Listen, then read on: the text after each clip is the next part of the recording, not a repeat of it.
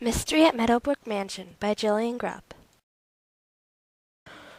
The figure in the tower's oriel window ducked into the shadows when Frances, Danny, and Barbara entered the secret garden courtyard.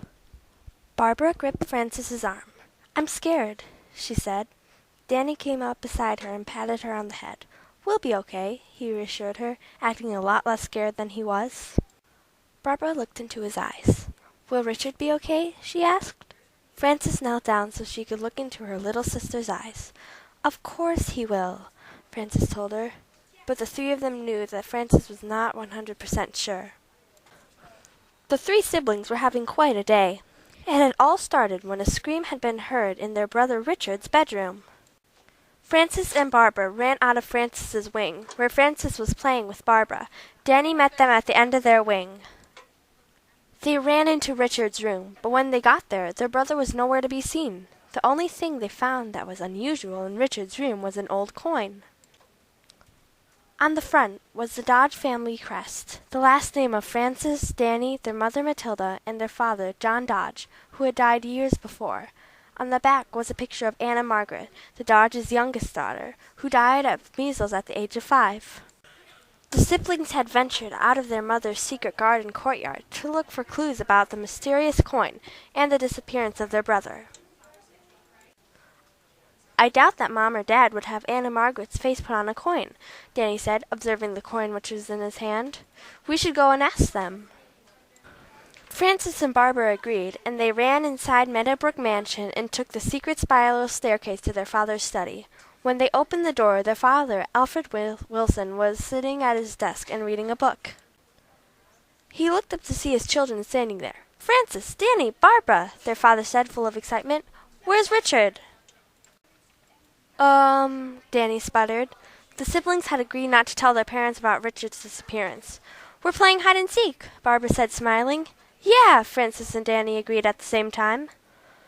"Richard's really good," Danny finished. "Have you seen Mom?" Frances asked.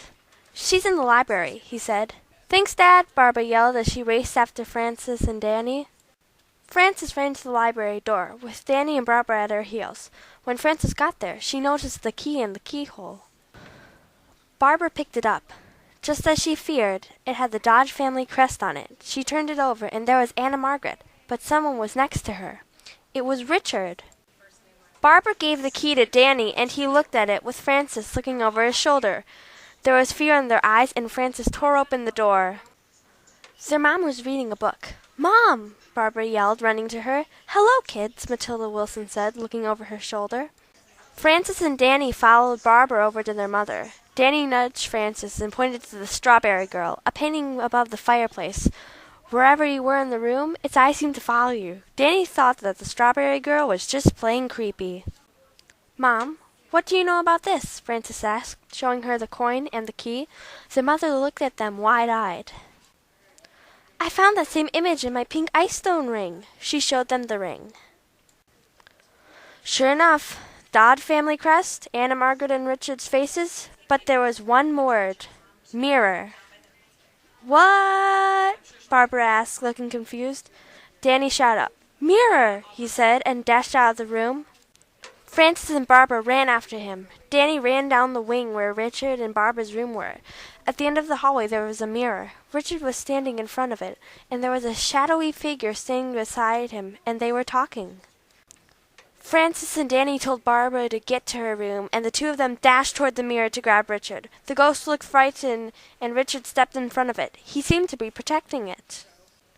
"Richard, get away from that thing!" Frances yelled and grabbed his arm. Richard laughed. The ghost popped up from behind Richard, and Frances and Danny gasped. "Anna Margaret?" Frances asked in a tiny voice. The ghost floated in front of Richard. "Yes," the ghost said in a faint voice. It sounded like an older girl's, about Frances's age. "Yes, dear sister, it is me." Danny looked at her with surprise.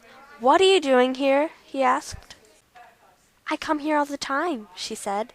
"I live here. I died on this day years ago. That is why you can see me. Only on my day of death and day of birth." Frances looked into her sister's pale, ghostly eyes. "What's with the coin and the key, and the whole kidnapping Richard thing?" Frances asked. Richard laughed again. "I screamed because I was chasing her and she disappeared," Richard answered. "And she left those as gifts for us to remember her," he said. Frances, Danny, Anna Margaret, Richard, and Barbara spent the rest of the day together, and twice a year their family was whole once more. What are you trying to do?